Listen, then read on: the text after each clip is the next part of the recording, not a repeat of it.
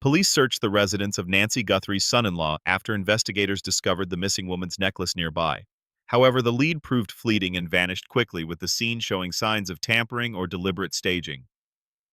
Nancy Guthrie's story did not begin with a loud scream, a broken window, or a stranger running through the dark. It began in a quiet home in Tucson, Arizona, on a night that from the outside looked normal. The kind of night neighbors would not remember unless someone later asked them to think hard. No one knew that inside that house, a few silent details were beginning to form the shape of a mystery that would later pull in investigators, family members, lawyers, and the public.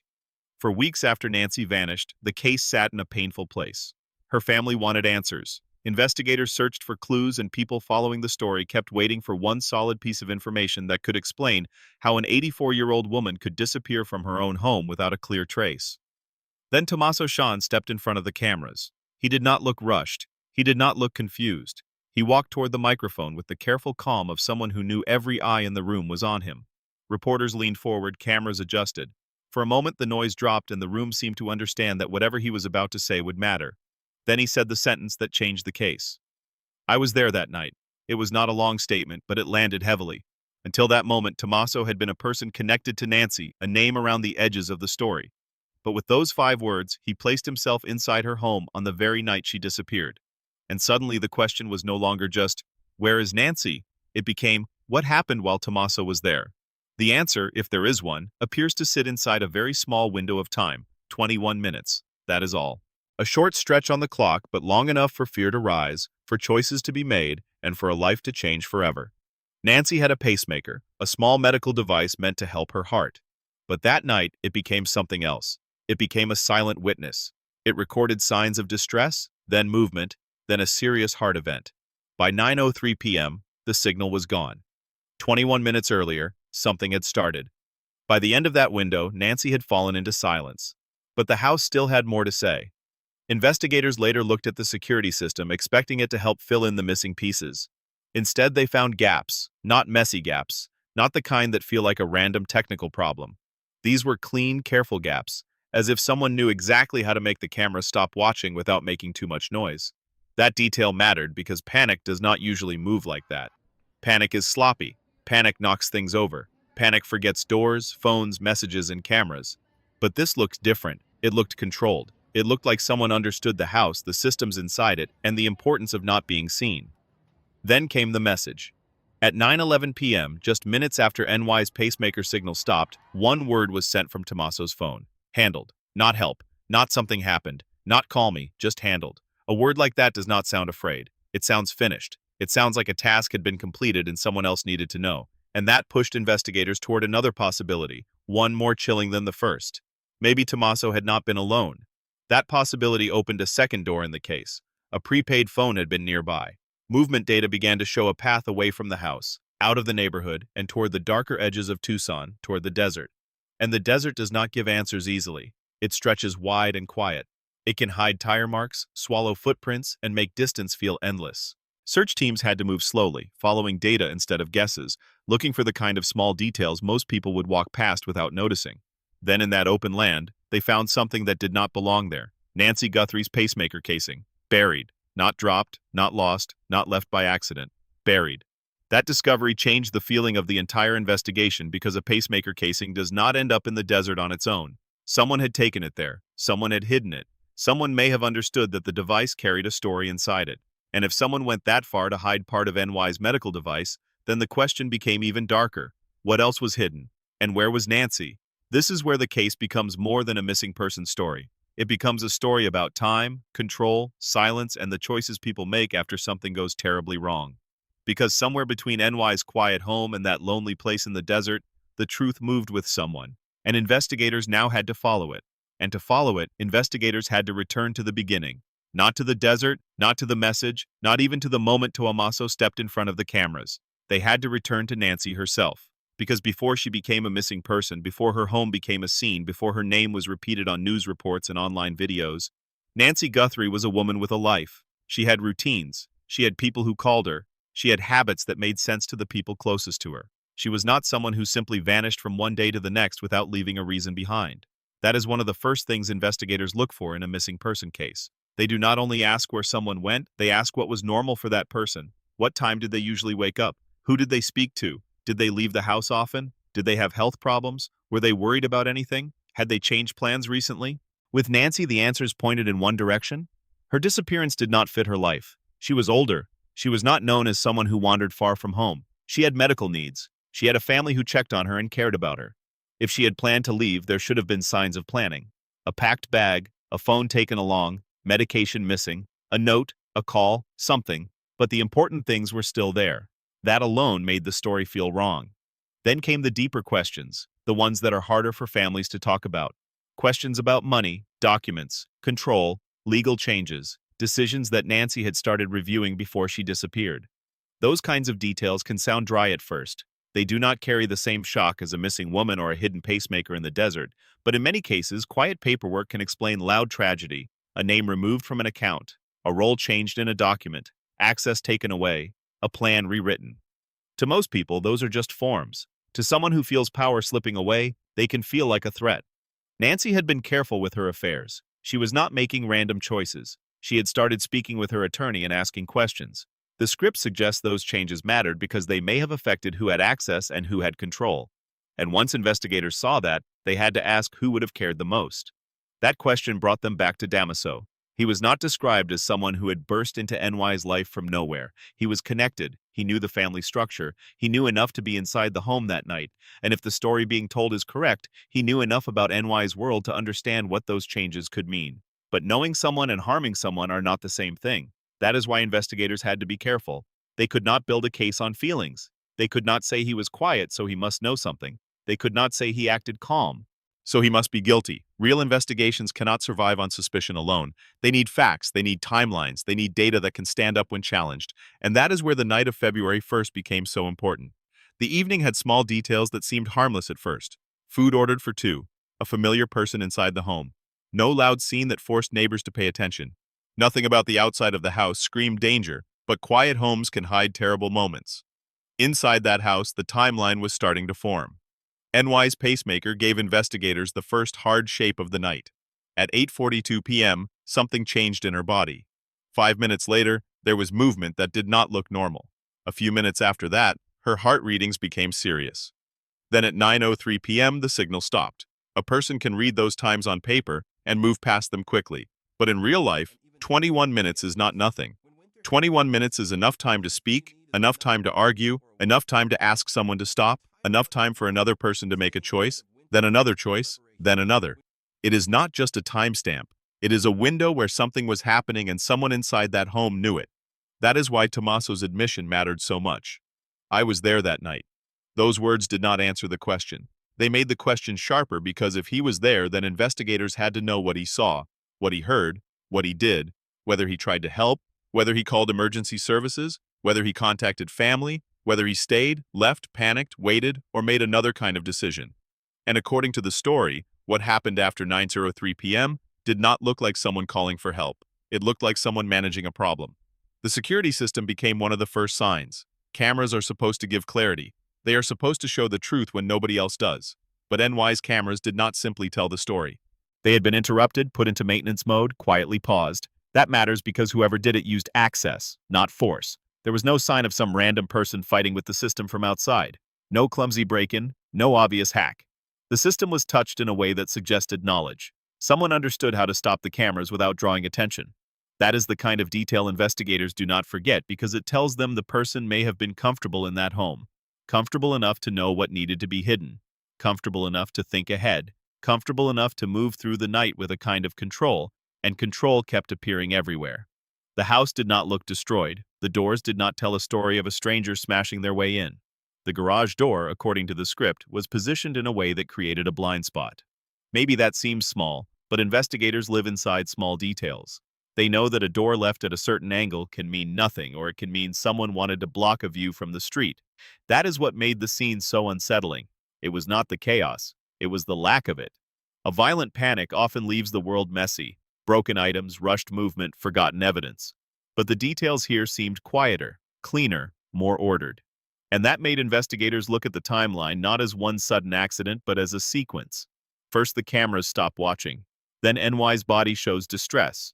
Then the signal goes dark. Then a message is sent. Handled. That one word sat inside the case like a locked door. Handled. It did not sound like grief. It did not sound like shock. It did not sound like someone begging for help. It sounded like someone giving an update after something was finished. And if a message like that is sent, investigators have to ask the next question. Sent to who? That question opened the second side of the case. The prepaid phone was important because it did not behave like a normal family contact. It was harder to tie to a name. It looked like the kind of phone someone might use when they did not want a clean trail.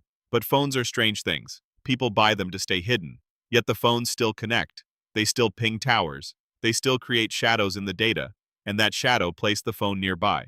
Now the story had two tracks. Tommaso inside the house. Another device nearby. A message sent after NY's signal stopped. Movement leaving the area. Investigators could not ignore that pattern. They had to ask whether there was another person involved, and if so, what role that person played. Were they inside the home waiting outside, called after something went wrong? Did they help move something? Did they help hide evidence? Did they know what had happened to Nancy? Those questions do not come with easy answers. But the movement data gave investigators a direction away from NY's home, out of the neighborhood, toward the desert. The desert changed the case in a different way. A house has rooms, doors, floors, cameras, and neighbors. A desert has distance, wind, heat, open ground, places where something can be hidden and almost disappear into the land. Search teams had to slow down. They could not just rush into open land and hope. They had to follow the data and mark sections carefully. A search in a desert is not just walking and looking. It is discipline. People move in patterns. They measure space. They watch the ground. They stop for things most people would never notice. A tire mark that still has shape. A patch of soil that looks a little too loose. A color in the dirt that does not match the area around it. A piece of fabric where no fabric should be. That is how the desert began to speak. Not loudly, not all at once, but enough. The tire impressions suggested a vehicle had been there. The disturbed ground suggested someone had touched the earth. Then came the fabric, partly buried, heavy, and dark. It did not answer everything, but it told investigators they were not chasing nothing. Then they found the pacemaker casing. That discovery pulled the whole story into darker territory. Because if the casing was truly NY's, and if it was buried away from the home, then someone had taken a piece of her medical device out to the desert and hidden it. That is not a confused act. That is not something a person does because they are scared for 5 seconds. That takes thought, it takes time, it takes a terrible kind of awareness. Whoever hid it may have understood that the device mattered, that it carried data, that it could tell investigators what NY's body went through during those 21 minutes. And maybe they believed that by removing it, they could remove the truth. But that is the strange thing about evidence. Trying to hide it can create even more evidence.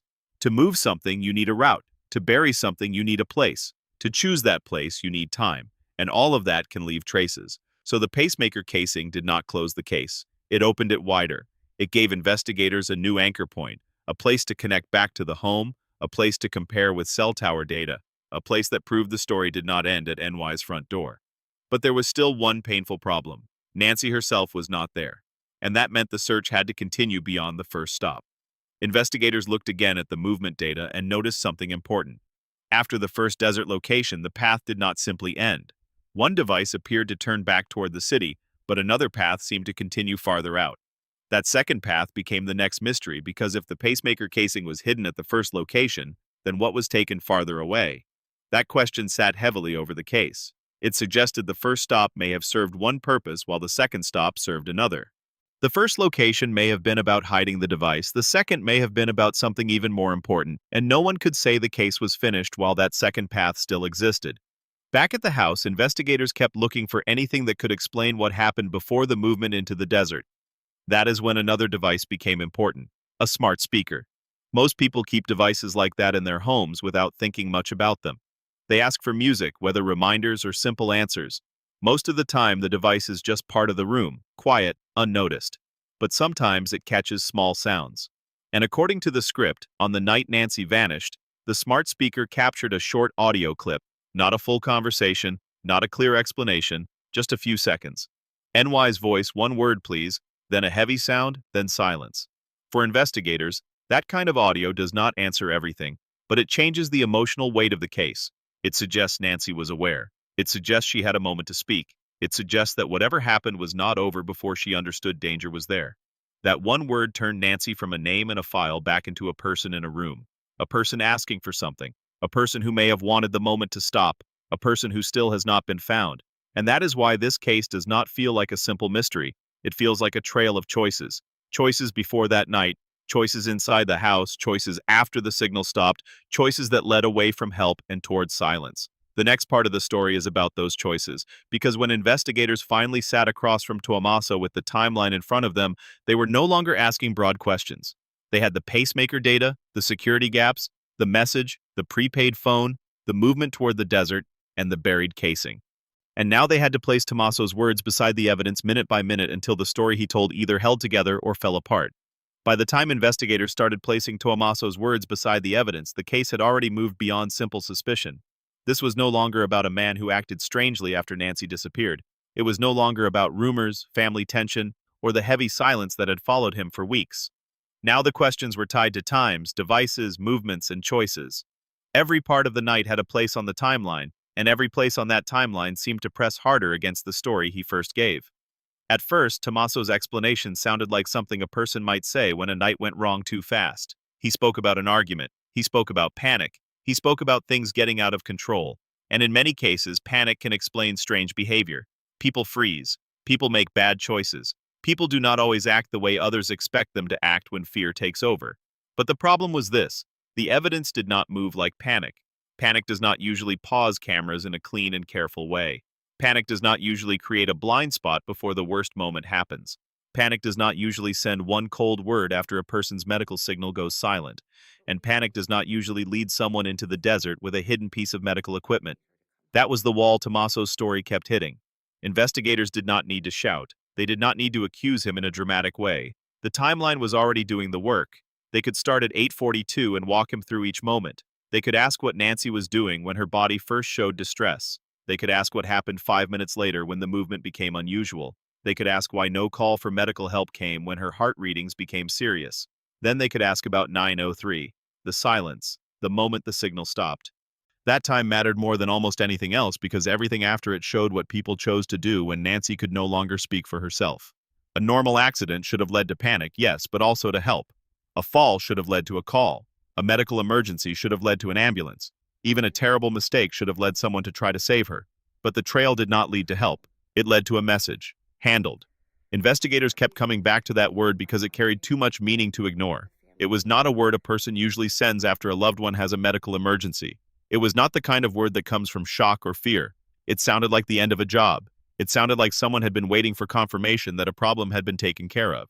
And that raised another question. Who was waiting? The prepaid phone became more than just another device in the case. It became a possible doorway into the second half of the night. The phone was not easy to tie to a normal person. It did not come with a clean name and a simple explanation, but it was close enough to matter, and its movement helped shape what investigators believed happened next. The story was no longer trapped inside NY's house. It had moved outside. It had entered a vehicle. It had followed roads. It had gone toward the desert. That is why the investigation became slower and more careful. Once a case leaves a home and enters open land, everything becomes harder. A home can be searched room by room. A street can be checked camera by camera. But the desert is different. The desert is wide, patient, and quiet. It does not give up answers just because people want them. Search teams had to treat every step like it mattered. They could not afford to move too quickly. They could not afford to miss a patch of ground because it looked the same as everything around it. In that kind of place, the smallest sign can become the biggest clue. A tire mark that still holds its shape, soil that looks a little too fresh, a piece of cloth partly hidden by sand, a spot where the ground has been touched and put back together badly. That is how they found the first stop. The stop mattered because it showed that the movement away from NY's home was not just travel. It had a purpose. Someone did not simply drive out there and turn around. Something happened there. Something was hidden there. Something that belonged to Nancy was placed in the ground, her pacemaker casing. That object must have felt heavy in the hands of the investigators who found it, not because it was large, but because of what it meant. This was not a random item. It was not trash. It was not something that had blown there in the wind. It was connected to NY's body, connected to her final known timeline, connected to the very device that had recorded the distress inside her home. Finding it in the desert meant someone had tried to separate the evidence from the scene, and that kind of act tells a story of its own. It says someone was not only thinking about what happened to Nancy, they were thinking about what could be discovered afterward. They were thinking about what the device might show. They were thinking about what investigators might read, what prosecutors might use, and what could point back to the people inside that house. But hiding evidence does not always bury the truth. Sometimes it draws a line straight toward it. The pacemaker casing gave investigators a new point on the map. It told them where someone had stopped. It helped them match the digital trail with the physical world. It gave the case a place they could stand, photograph, measure, and study. And from that place, the next terrible question appeared. If the pacemaker was hidden there, why did one path continue? That question changed the search again. The first desert location now seemed to have a purpose, but not a complete one. It looked like a place used to get rid of one piece of evidence. But Nancy herself was still missing. No matter how important the pacemaker casing was, it did not answer the question her family cared about most. Where is she? That is why the second path became so important. Investigators looked at the movement after the first stop and saw a split. One part of the trail appeared to turn back toward the city. Another moved farther out, deeper into a more isolated area. That second movement did not look casual. It looked like someone still had somewhere to go. And when investigators see that kind of movement, they do not only ask where it ended, they ask why that route was chosen. Was it the fastest way? Was it the quietest way? Did it avoid cameras? Did it avoid busy roads? Did it pass through places where a vehicle could disappear for a while? Did it lead to land known by one of the people involved? Did it lead somewhere chosen long before the night began? Those are the kinds of questions that turn a search into a reconstruction. Piece by piece, investigators began building the path. They looked at tower pings, time gaps, road choices, and possible cameras along the way. They searched for anything that could match the movement. A blurry vehicle in the distance, a light on a road where few cars passed, a private security camera outside a business, a timestamp that placed movement in the right area.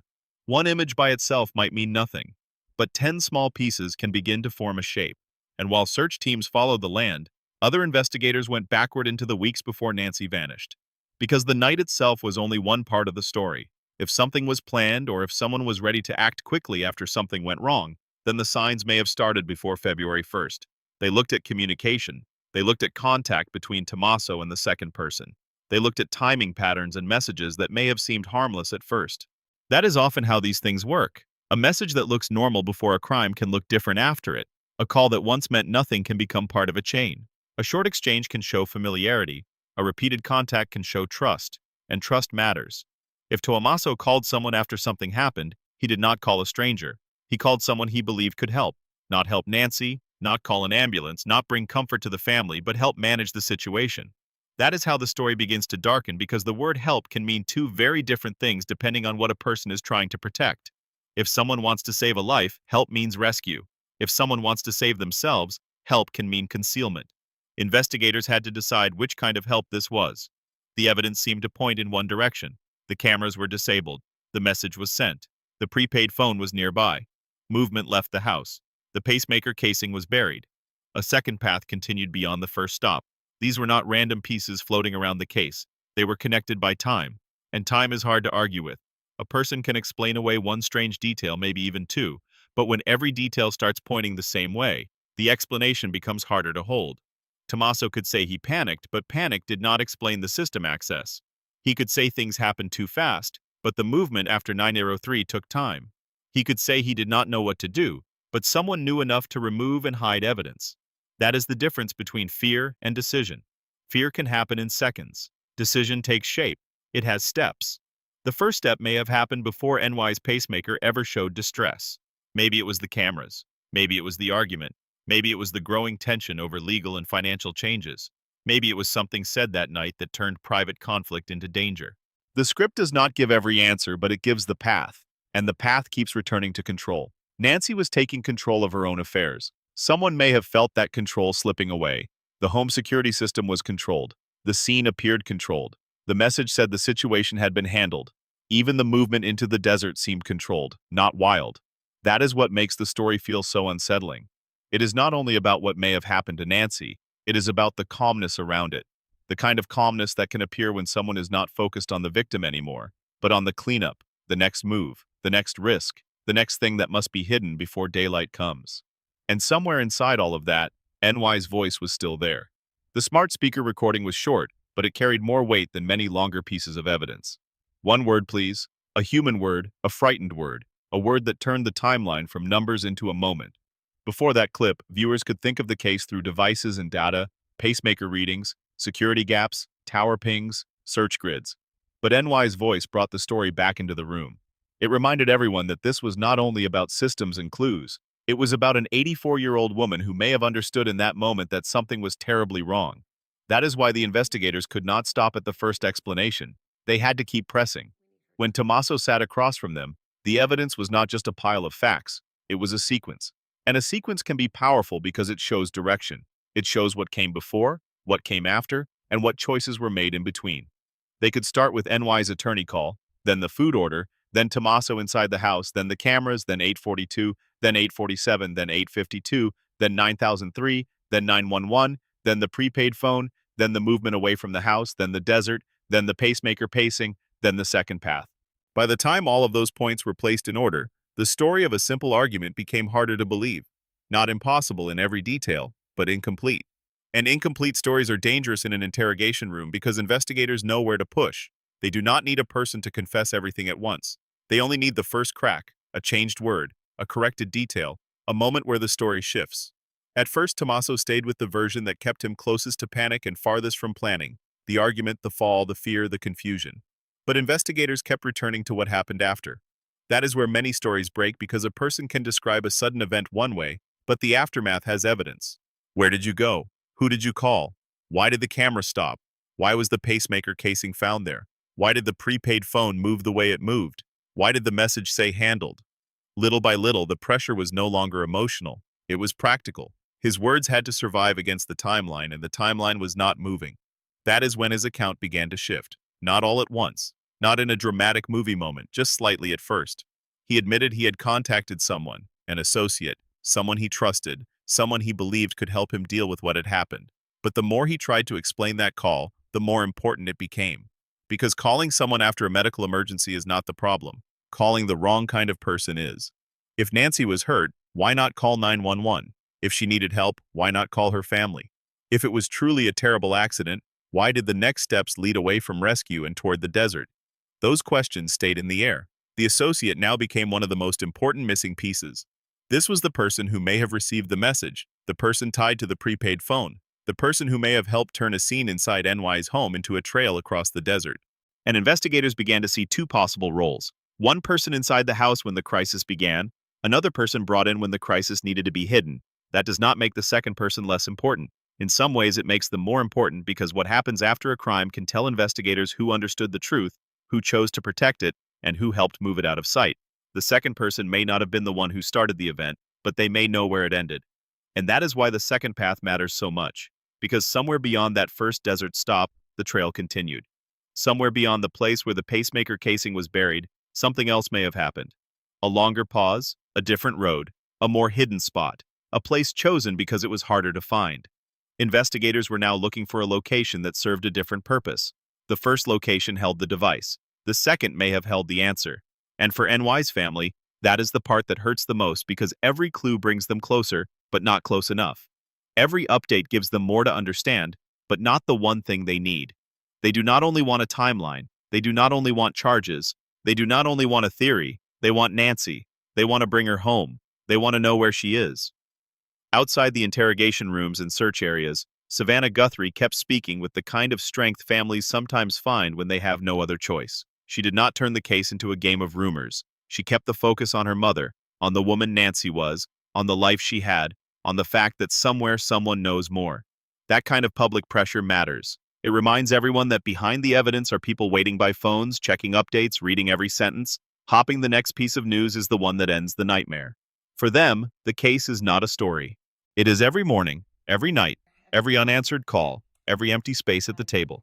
And while the family waited, prosecutors had to move carefully. A case like this cannot be built only for headlines. It has to be built for court. Every piece must be checked. Every timeline must be tested. Every expert must be ready to explain what the data means. Because in court, the defense will challenge everything. They will challenge the pacemaker readings. They will challenge the meaning of the word handled. They will challenge whether the phone data proves what investigators say it proves. They will challenge the search, the desert recovery, the security system, the smart speaker audio, and every conclusion drawn from them.